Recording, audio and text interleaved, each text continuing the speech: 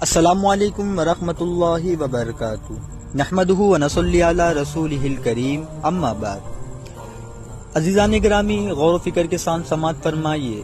قاضی محمود رحمۃ اللہ تعالی علیہ نے تو یہاں تک بھی کہہ دیا ہے کہ انسان جسم، قلب اور نور بھی نہیں ہے، کیونکہ حضور صلی اللہ علیہ وسلم کا ارشاد مبارک ہے، قسم ہے اس ذات پاک کی جو نور کا وزن بھی محسوس کرتا ہے۔ عزیزان گرامی، جب نور کا بھی وزن ہوتا ہے تو ہر وزن رکھنے والی چیز مخلوق ہوتی ہے، تو نور بھی مخلوق ہوا۔ خود عزیزان گرامی، نور کے 8 قسمیں بیان کی گئی ہیں۔ کوئی بھی نور جو جاننے میں، مشاہدے میں آ سکتا ہے تو وہ ذات باری تعالیٰ نہیں ہو سکتا۔ اسی طرح ناسوت، ملکوت، جبروت اور لاہوت، یہ چاروں عالم بھی جاننے میں اور مشاہدے میں آتے ہیں، اس لیے یہ بھی ذات باری تعالیٰ نہیں ہو سکتا۔ واجب الوجود، ممکن الوجود، ممتن الوجود، عارف الوجود، شاہد الوجود، یہ سارے وجود کس کے جاننے میں آتے ہیں؟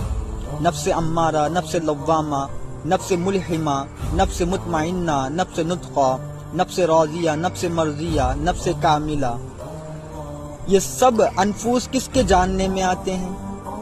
روح جامعہ، روح نباتاتی، روح حیوانی، روح انسانی، روح ربانی، روح قدوس، روح کل، روح نفسانی، روح شہوانی، یہ سب ارواح کس کے جاننے میں اور مشاہدے میں آتے ہیں؟ خود عزیزان گرامی، 18,000 عالم کس کے مشاہدے میں اور کس کے جاننے میں آتے ہیں؟ 5 عناصر، 5 پران، 5 اپپران، 5 اندرونیاں، 5 گیان اندرونیاں، 5 جسم، 5 ارواح، 5 ظاہری حواس، 5 باطنی حواس خمسہ، یہ سب کس کے جاننے میں اور مشاہدے میں آتے ہیں؟ عزیزان گرامی، اللہ تعالیٰ ذات، صفات، اسماء و افعال و اسرار و کمالات کو کون جانتا ہے؟ عزیزان گرامی، انسان ہی ان سب کو جانتا ہے، اس لیے انسان عین ذات است، باقی غین است۔ اور عزیزان گرامی، شاعر نے بھی کیا خوب کہا، آپ اپنے حضور رہتے ہیں، آپ اپنے حضور رہتے ہیں، جینے اور مرنے سے دور رہتے ہیں۔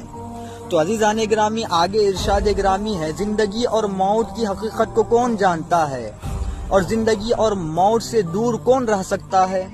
جسم اور کائنات ایک سیکنڈ میں ایک حال میں نہیں رہ سکتے، ہر لمحہ، ہر سیکنڈ میں تبدیلی اور تغییر ہوتی رہتی ہے، یا تو سب اشیاء بڑھتے ہیں یا گھٹتے ہیں، ان کی تبدیلی کو کون جانتا ہے؟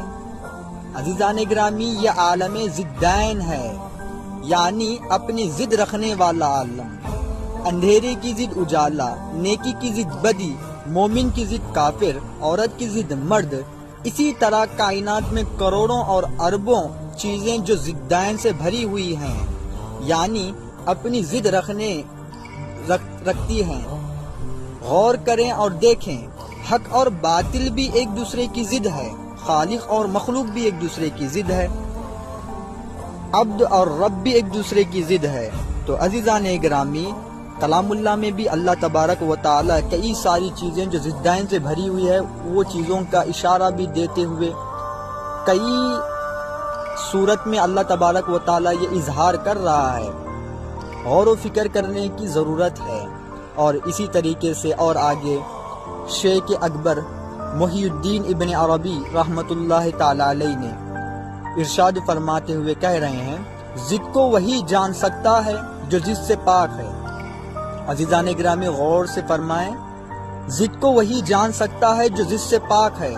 رب کتنا بھی نزول کریں عبد نہیں ہو سکتا، یعنی رب جتنا بھی نزول کریں وہ بندہ نہیں ہو سکتا، اور اب عبد کتنا بھی عروج کریں رب نہیں ہو سکتا، یعنی بندہ کتنا بھی عروج کریں رب نہیں ہو سکتا۔ اس قول سے ثابت ہوا کہ دونوں ایک دوسرے کی ضد ہے۔ اللہ تعالیٰ کو ہر قسم کی ضد سے پاک بتایا گیا ہے، تو پھر وہ کون ہے جو ہر قسم کی ضد سے پاک و مبرہ ہے؟